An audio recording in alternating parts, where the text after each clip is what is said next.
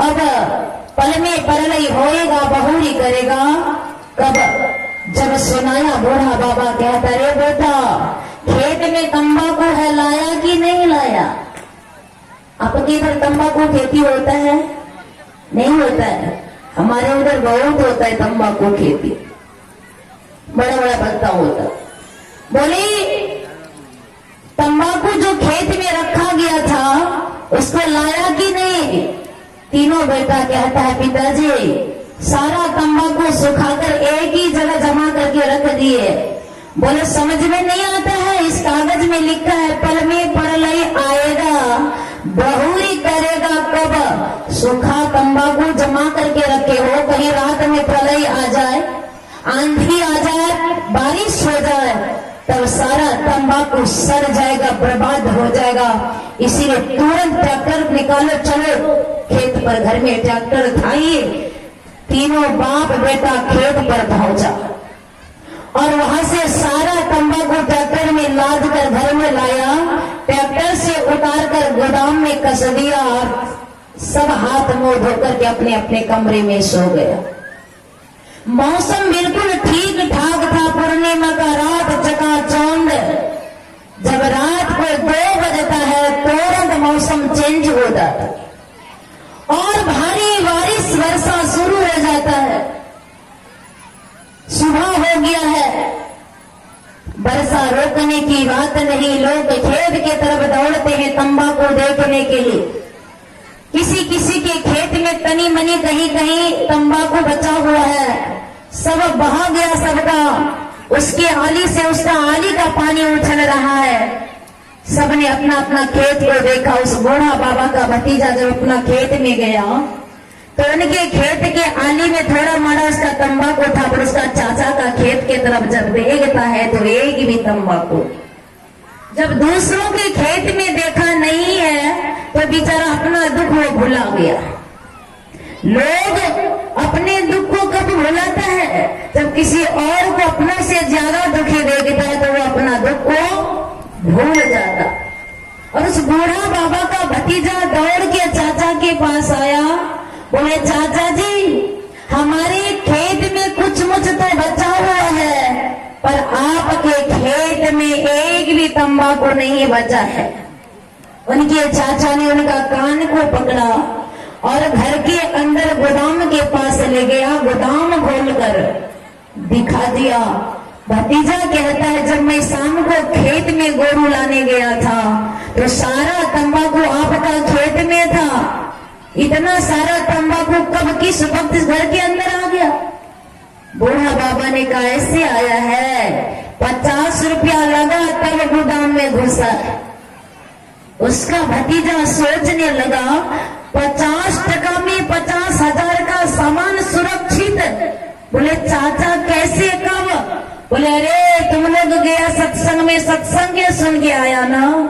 मैंने सत्संग सुना, वकील से सलाह लिया और इस कागज में लिखवा के लाया हूँ, पढ़ो।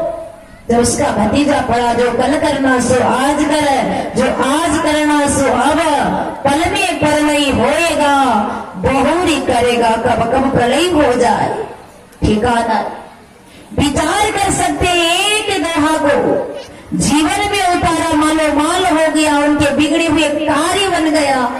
जो जीवन भर के लिए संत वाणी को अपने जीवन में सुधार कर लेता है, उसका सारा कार्य मंगलमय हो जाता, सारा कार्य उसका शुभ हो जाता। पर करे तब तो हम आप संतों के वचनों का पालन करना ही नहीं चाहते। हम आपके मन में तो हमेशा यही होता है कि संत महापुरुषों को बोलने में क्या लगता है। अरे संत महापुरुष यदि कह रहे हैं तो हम आपका हित की बात कह रहे, अहित की बात नहीं। भले थोड़ी देर हम आपको कटु लगता है, थोड़ी देर के लिए हमें दुख का एहसास होता है, पर उस दुख के पीछे शाश्वत सुख छिपा हुआ। जब बीमार पड़ते हैं डॉक्टर दवाई देता है, क्या दवाई मीठा होता है? नहीं, पीता होता है। आप लोग दवाई तो खाते होंगे, टैबलेट और एक तो बड़ा सा उसको क्या बोलता है, इतना बड़ा जो होता है, कैप्सूल नहीं, लंबा सा, इतना मोटा सा टैबलेट ही बोलता है, बड़ा साइज का, कितना तीता होता है। छोटा वाला टैबलेट तो हम ले लेते हैं।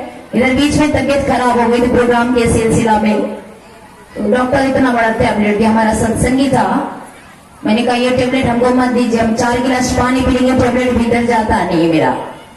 बोले नहीं नहीं चला जाएगा।